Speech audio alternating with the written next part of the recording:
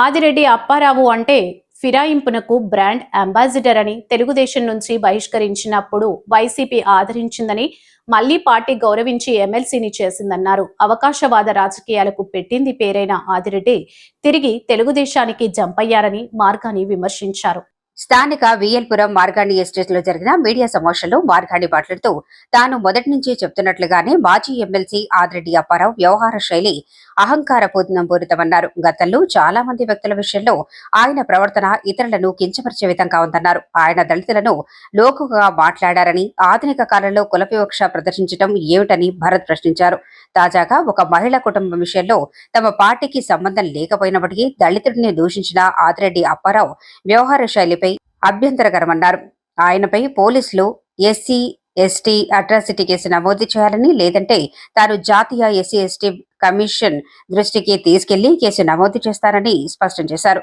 EVM MLA సొంత తండ్రి మహిళల పట్ల అసభ్యకరంగా దుర్భాషలాడితే అడ్డుకోలేని వ్యక్తి తండ్రి చేసేది ఒకటే, కొడుకు చేసేది మరొకటి అని ఎద్దేవా చేశారు.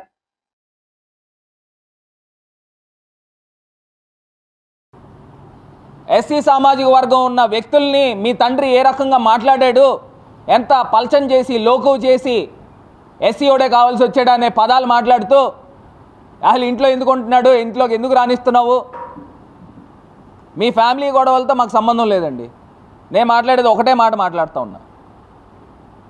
ఇలాగా అణగారిన వర్గాల్ని, ఎస్సీ వర్గాన్ని ఈ రకంగా మాట్లాడచ్చా అని అడుగుతా ఉన్నా. మరి సుమోటోగా తీసుకుని ఈ పార్టీకి కేసు కట్టాలి ఆయన పైన. ఇంకో నాకు కనుక్కుంటే తెలుస్తుంది ఏంటంటే, పాపం ఆ వ్యక్తి, ఆ దళితుడు, ఆ వ్యక్తి వెళ్ళి పోలీస్ స్టేషన్లో కంప్లైంట్ ఇస్తే, ఎస్సీ ఎస్టీ కేసు కట్టమని కంప్లైంట్ ఇస్తే అతని పైన రివర్స్ కేసు కట్టారట. ఎంత ఆశ్చర్యమో చూడండి. పాపం ఆ వ్యక్తి వెళ్ళి కోర్టులో వెళ్ళి ప్రైవేట్ కంప్లైంట్ పెట్టుకున్నాడు. ఇది ఈ కూటమి ప్రభుత్వంలో ఉన్న పరిస్థితులు ఈ రకంగా ఉన్నాయి. కూటమి ప్రభుత్వంలో ఈ పరిస్థితులు ఉన్నాయి. నేను ఇవాళ పోలీస్ డిపార్ట్మెంట్ని కూడా హెచ్చరిస్తూ ఉన్నాం, మీరు వీలైతే న్యాయం చేయండి, అన్యాయం చేయొద్దు. మీరు ఇమీడియట్గా దీనిపైన స్పందించి ఎవరైతే ఈ మాజీ ఎమ్మెల్సీ గారు ఉన్నారో ఆయన పైన ఎస్సీ ఎస్టీ అట్రాసిటీ కేసుని నమోదు చేయాల్సిన బాధ్యత ఈ పోలీస్ డిపార్ట్మెంట్ పైన ఉంది. మీరు చేయని పక్షంలో ఖచ్చితంగా నేషనల్ ఎస్సీ ఎస్టీ కమిషన్ దగ్గరికి వెళ్ళి ఇది కంప్లైంట్ చేయిస్తాం.